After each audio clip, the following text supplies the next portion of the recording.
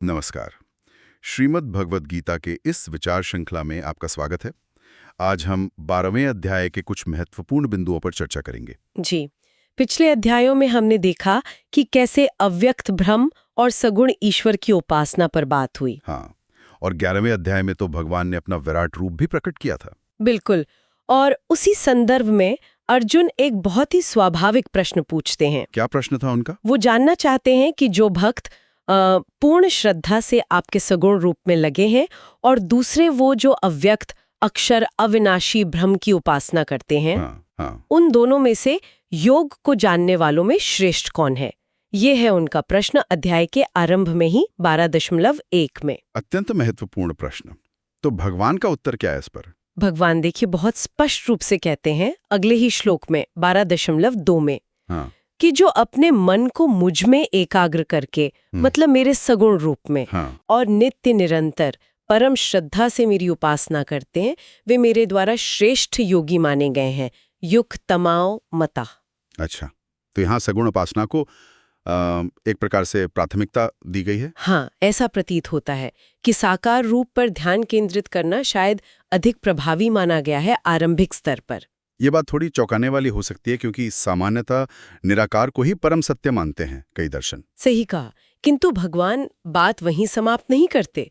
वे आगे 12.3 और 12.4 में निराकार उपासकों की भी बात करते हैं। अच्छा, उनके विषय में क्या कहते हैं? वे कहते हैं कि जो इंद्रियों को भली भांति वश में करके सर्वत्र समबुद्धियों कर और समस्त प्राणियों के हित में लगे हुए उस अक्षर अनिर्देश्य अव्यक्त ब्रह्म की उपासना करते हैं। हाँ, जो सर्वव्यापी है, अचिंत्य है, कूटस्थ, अचल, ध्रुव है। बिल्कुल, वे साधक भी अंततः मुझे ही प्राप्त होते हैं। तो फिर दोनों मार्ग एक ही लक्ष्य तक पहुंचते हैं। जी हाँ, लक्ष्य एक ही है, किंतु भगवान स्वयं एक महत्वपूर्ण बात बताते हैं अगले श्लोक 12.5 में। वो कहते हैं कि जिनका चित्त अव्यक्त में आसक्त है उन साधकों को क्लेश अर्थात कठिनाई अधिक होती है। क्लेशः अधिकतरः। अच्छा, कठिनाई अधिक क्यों? क्योंकि जब तक देह का अभिमान है, हम स्वयं को ये शरीर मानते हैं, हाँ, जो कि सामान्यतः होता ही है, तब तक उस अव्यक्त निराकार स्वरूप में स्थिति पाना दुखपूर्वक होता है, वो कठिन है। अच्छा, तो ये व्यवहारिकता का पक्ष है।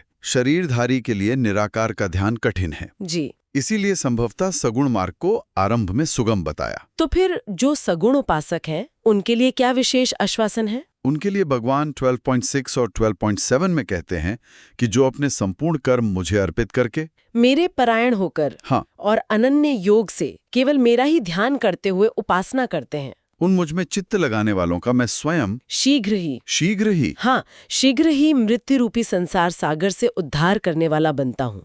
तेषाम अहम समुद्धरता। नेचिरात पार्थ, बहुत बड़ा आश्वासन है ये तो। निश्चित रूप से। किंतु ये सब सुनने में तो बहुत ऊंचा लगता है।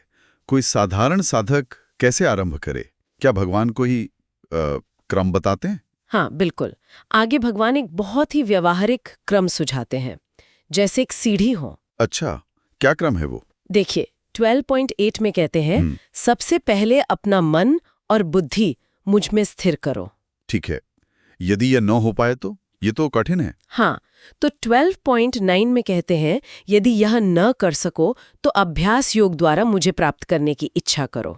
अभ्यास योग अर्थात चित्त को बार बार संसार से खींचकर मेरे स्वरूप में या किसी एक आलंबन पर टिकाने का प्रयत्न करना। अच्छा, प्रयास करना। और यदि अभ्यास भी कठिन लगे तो 12.10 में और सरल उपाय बताते हैं। केवल मेरे लिए कर्म करने वाले बनो, मत कर्म परमः भव। अपने कर्म भगवान को समर्पित करना। जी। और यदि मान लीजिए यह भी कठिन लगे तो इससे भी सरल कुछ है। हाँ, 10 या 11 में कहते हैं तो फिर समस्त कर्मों के फल का त्याग कर दो। सर्व कर्म फल त्यागम कुरु। कर्मफल त्याग, इसकी यहाँ विशेष महत्ता बताई गई है। हाँ, अगले ही श्लोक 12.12 में कर्मफल त्याग की बहुत प्रशंसा है। उसे अभ्यास से, ज्ञान से, यहाँ तक कि ध्यान से भी श्रेष्ठ कहा गया है। ध्यान से भी श्रेष्ठ? हाँ, ऐसा क्यों? श्रेयो ही ज्ञानम अभ्यासाद ज्ञानात् ध्यानम विशिष्यते। ध्यानात् कर्मफल त्यागः त्यागात् शांतिरनंतरम। ये स्तुति है आरंभिक साधक को प्रोत्साहन देने के लिए, क्योंकि फल का त्याग करते ही चित्त में एक प्रकार की शांति तुरंत अनुभव होती है। हाँ, अपेक्षाओं का बोझ हट जाता है। बिल्कुल। और वो शांति आगे बढ़ने में बहुत सहायक होती है। ये क्रम तो सचमुच बहुत व्यवहारिक और मनोवैज्ञानिक है। जी।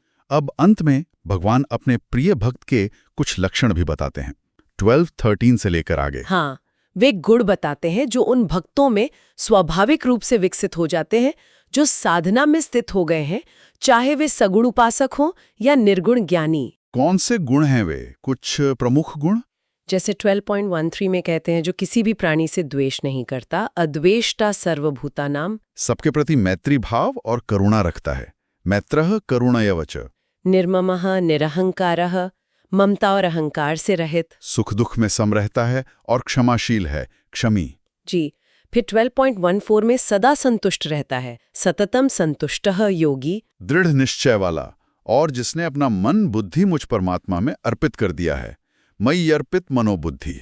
बिल्कुल। और भी गुण हैं? हाँ, 12.15 में कहते हैं, जिससे कोई उद्विग्न नहीं होता और जो स्वयं किसी से उद्विग्न नहीं होता, यस्मान्नो द्विजते लोकः, और जो हर्ष अमर्ष यानी असहिष्णुता, भय और उद्वेग, इन सब से मुक्त है। ये तो बहुत ऊंची अवस्था है। फिर 12.16 में अनपेक्षः शुचिः दक्षः उदासीनः गतव्यथः, अर्थात अपेक्षा रहित, पवित्र, कार्यकुशल, तटस्थ, व्यथा यानी भय से मुक्त, और सर्वारंभ परित्यागी, सभी कर्मों के आरंभ में कर्तापन के अभिमान का त्यागी। ये गुणों की सूची तो स्वयं में एक साधना बन सकती है।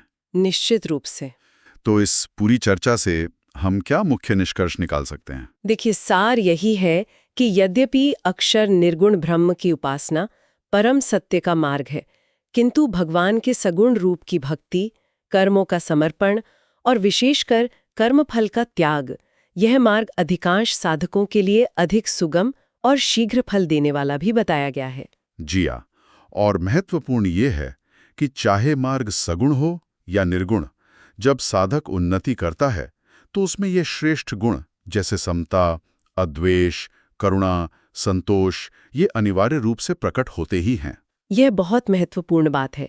दोनों मार्गों का लक्ष्य और परिणाम एक ही है, आंतरिक गुणों का विकास और भगवत प्राप्ति।